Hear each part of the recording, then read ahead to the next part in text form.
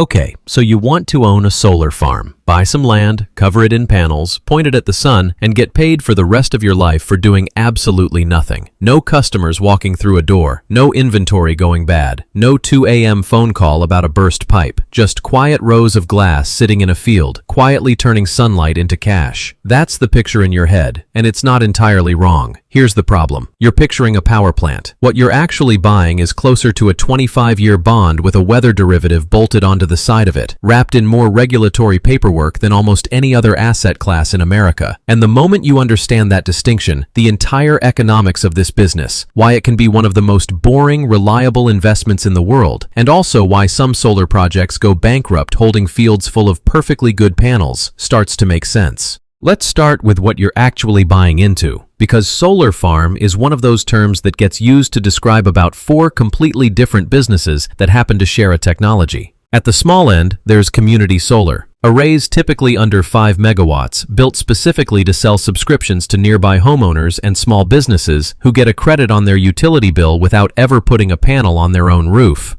Above that sits commercial and industrial solar, mid-size systems built on a single company's land or roof to offset that one customer's power bill directly, usually financed through a long-term agreement with that one buyer. Above that, utility-scale solar, the true farm, anywhere from 20 megawatts up to a few hundred, sometimes over 1,000 acres of panels selling electricity in bulk, usually to a utility or a large corporate buyer through a contract signed years before a single panel is installed. And then there's the category almost nobody outside the industry thinks about, the merchant solar plant. A farm that has no long-term contract at all and simply sells whatever it generates into the wholesale electricity market at whatever the price happens to be that hour. That last one is the riskiest version of this business by an enormous margin, and we'll get to exactly why. Each of these is a different bet on the same underlying question. Do you lock in a fixed, boring, contracted income stream for 2 decades? Or do you gamble on what electricity will be worth on an open market you don't control? That single decision shapes almost everything else about the project.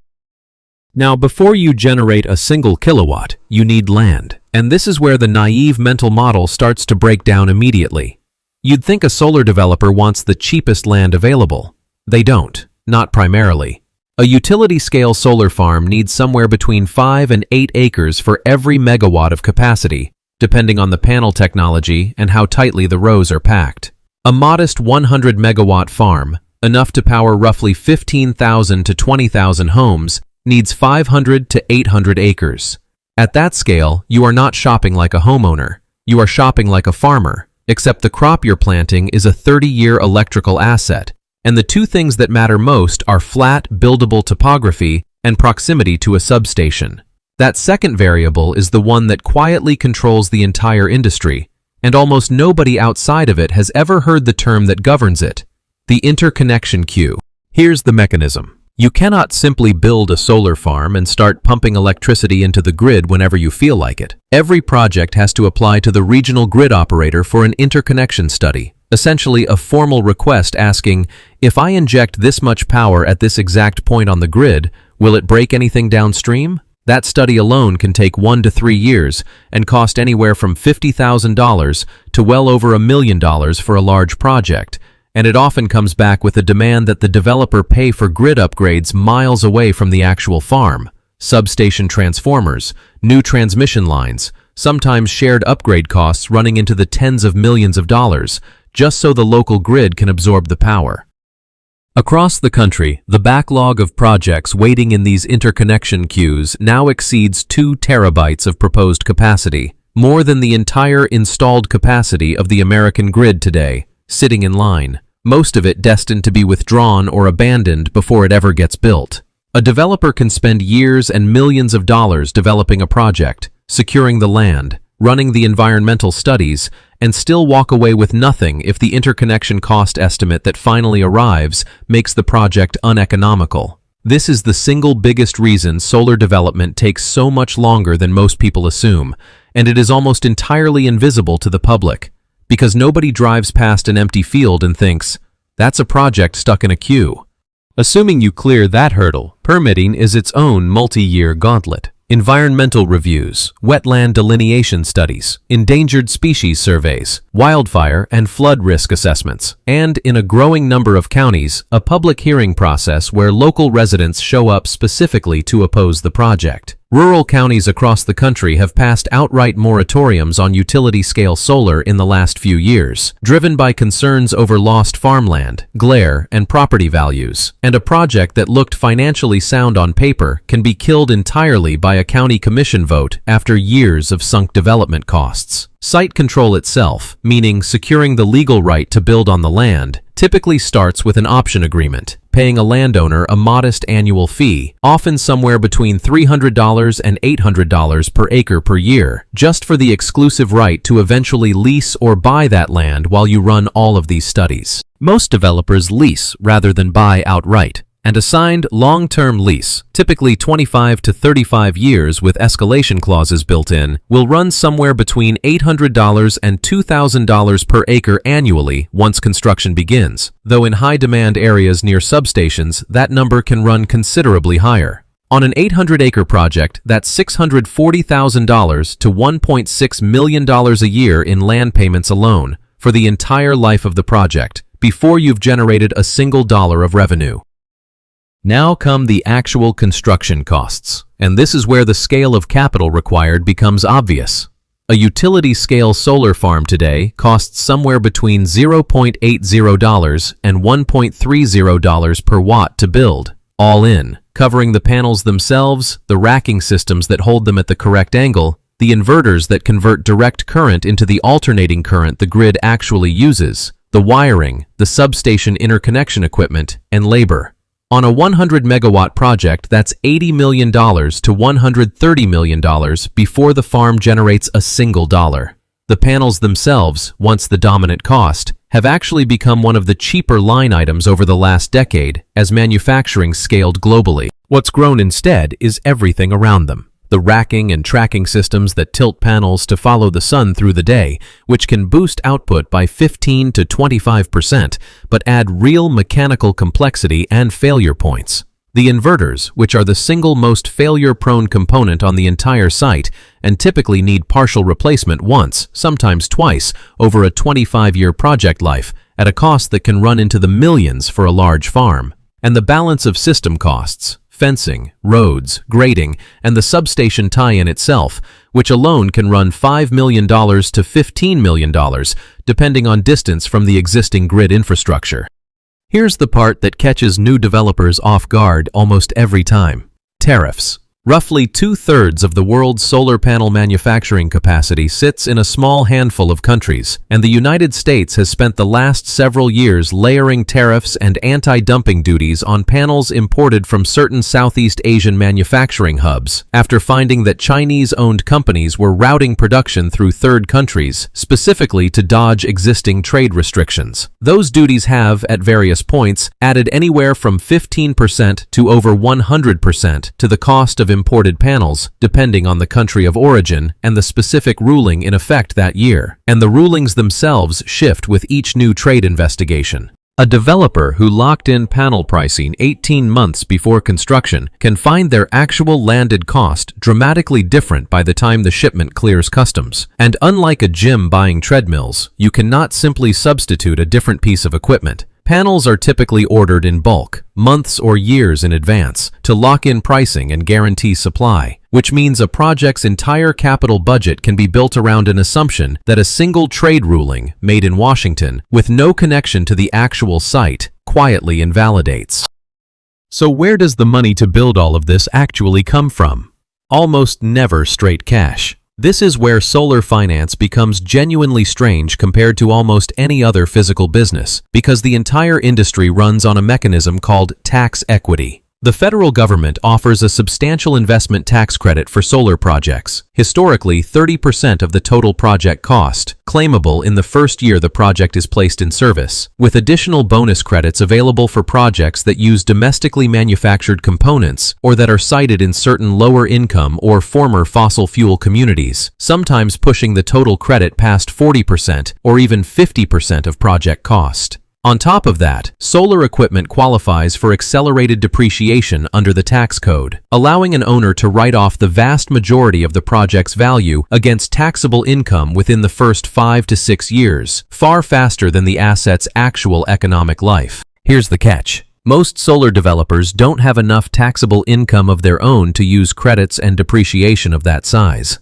A small or mid-sized developer might generate a few $1,000,000 a year in profit. A single utility-scale project can generate tax benefits worth tens of millions. So an entire specialized industry has grown up around selling those tax benefits to large, profitable financial institutions, banks, and insurance companies mostly, who invest cash into the project specifically in exchange for the tax credits and depreciation, plus a modest share of the actual cash flow. This is called a tax equity partnership, and it routinely supplies 40% to 50% of a project's total capital stack. Debt financing, typically from banks or infrastructure funds, covers another large chunk, usually 40% to 55%, secured against the long-term revenue contract we're about to get into.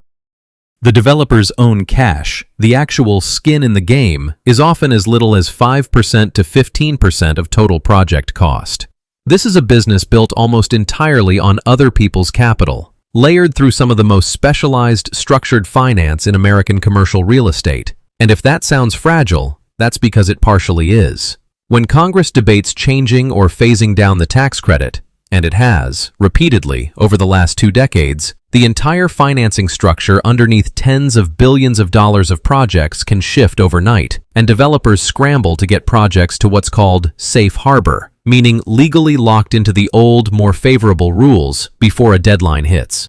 Now we get to the part of this business that actually explains everything else. How the farm actually gets paid, because this is where the bond comparison earns its keep. Picture 2 solar farms sitting a mile apart, generating the exact same amount of electricity every single day. One of them signed a 20-year power purchase agreement, a PPA, with a utility or a large corporate buyer, a data center operator, a manufacturer, before construction even started, locking in a fixed price, say $28 per megawatt hour, for every unit of electricity it produces for the next 2 decades, rain or shine, boom or bust in the broader energy market. The other farm has no such contract. It's a merchant plant, selling directly into the regional wholesale electricity market, where the price changes literally every 5 minutes based on total grid demand and supply. Which of these 2 farms is the more valuable asset to a lender? It's the contracted one, and it isn't close. The PPA farm's revenue is, for financing purposes, treated almost identically to a bond coupon.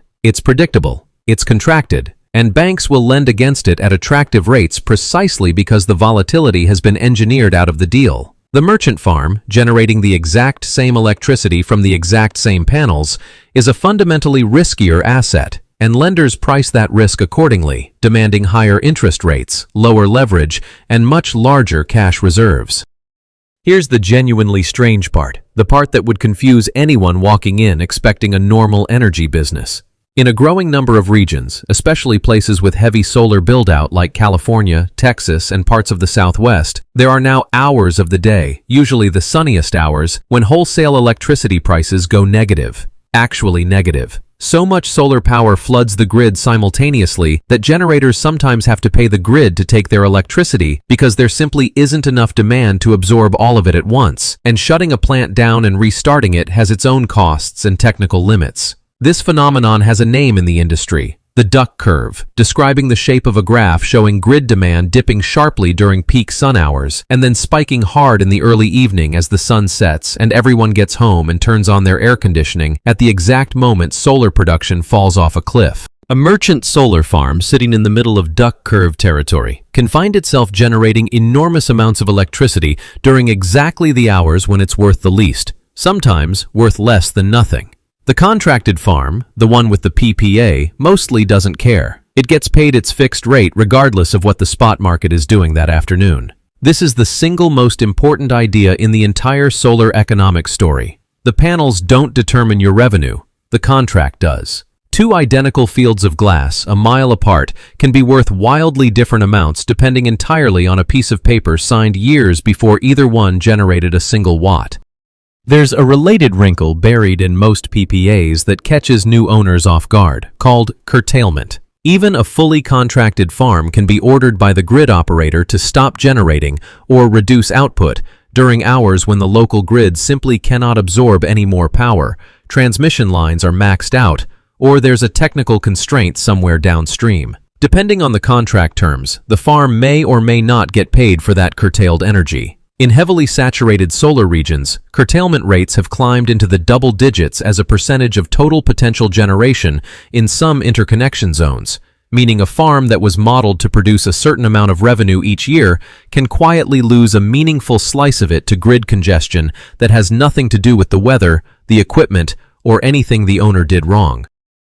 Let's talk about what happens after the ribbon cutting, because a solar farm is not a build-it-and-forget-it asset, despite how it's often marketed to investors. Operations and maintenance, O&M, typically runs $10,000 to $20,000 per megawatt per year for a well-run utility-scale project, covering panel cleaning, vegetation management, keeping grass and weeds from shading the panels, inverter servicing, and general site security. On a 100-megawatt farm, that's $1 million to $2 million a year, every year, for 25 to 30 years. Panels degrade over time, typically losing somewhere around 0.4% to 0.6% of their output capacity every single year, which developers build into their long-term revenue models but which compounds meaningfully over a project's life. A farm generating 100% of nameplate capacity in year 1 might be down to 85% or 88% by year 25. Insurance for a solar farm covers not just standard property damage, but increasingly, in certain regions, hail.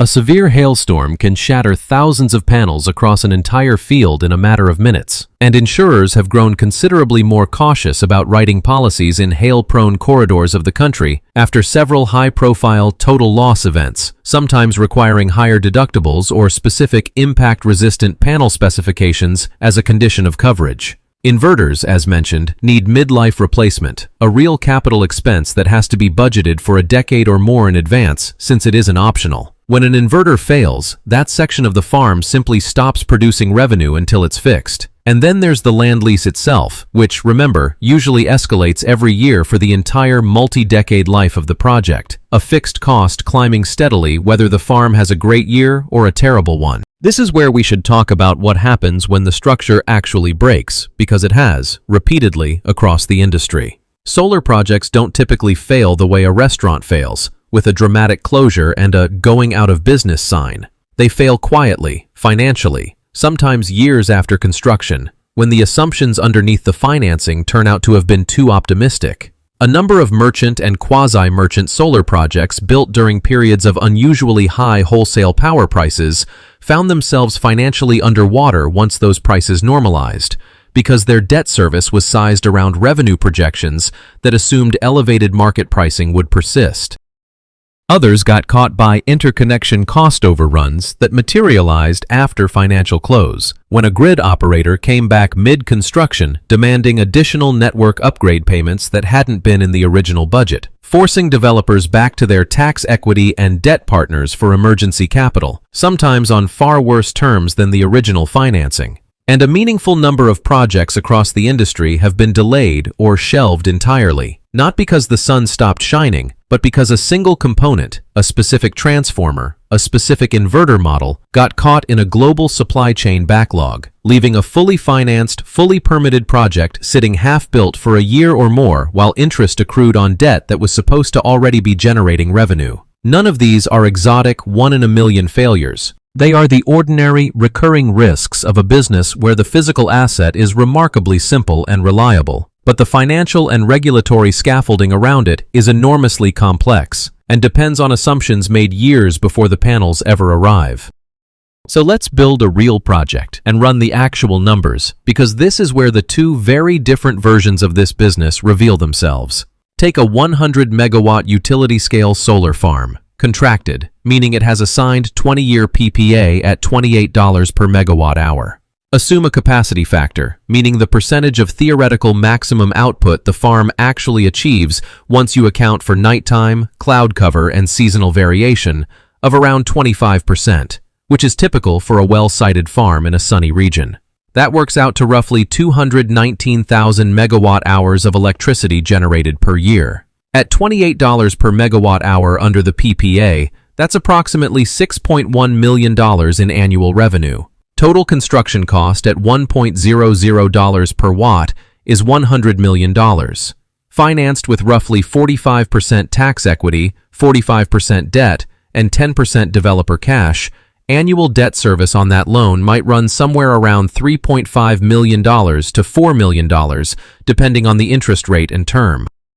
Add annual O&M costs of roughly $1.5 million, land lease payments of around $1 million, insurance, property taxes, and asset management fees adding another $500,000 to $700,000.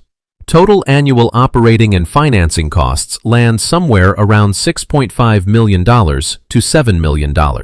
Against $6.1 million in contracted revenue, that project is running close to break-even, sometimes slightly negative, on a pure cash flow basis in its early years, and the actual investor return comes disproportionately from the upfront tax benefits, the 30% plus investment tax credit, and the accelerated depreciation, captured almost entirely in years 1 through 6, not from the steady-state operating cash flow that follows.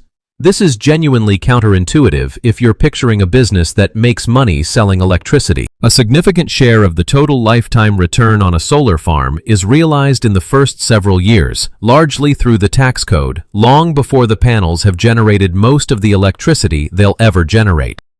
Now, the realistic bad year scenario. Say the interconnection upgrade costs came in $8 million over the original estimate mid-construction, financed with additional short-term debt at a less favorable rate. Say panel degradation runs slightly ahead of the modeled curve, and a hailstorm in year 6 damages 4% of the array, an insurance claim that takes 8 months to process and pay out, during which that portion of the farm generates nothing. Say curtailment in a congested part of the grid reduces deliverable output by 6% in a particularly bad year. Under those conditions, that same farm can slide from a thin but survivable break-even into a real cash flow deficit, one that has to be covered by drawing down reserve accounts the lenders required precisely because they expected years like this to happen eventually. The panels are still sitting in the field, still converting sunlight into electricity exactly as designed. Nothing about the physical asset changed.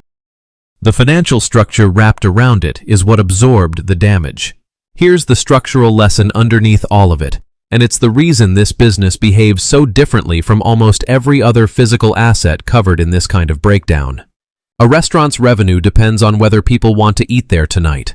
A gym's revenue depends on whether people keep paying even when they don't show up.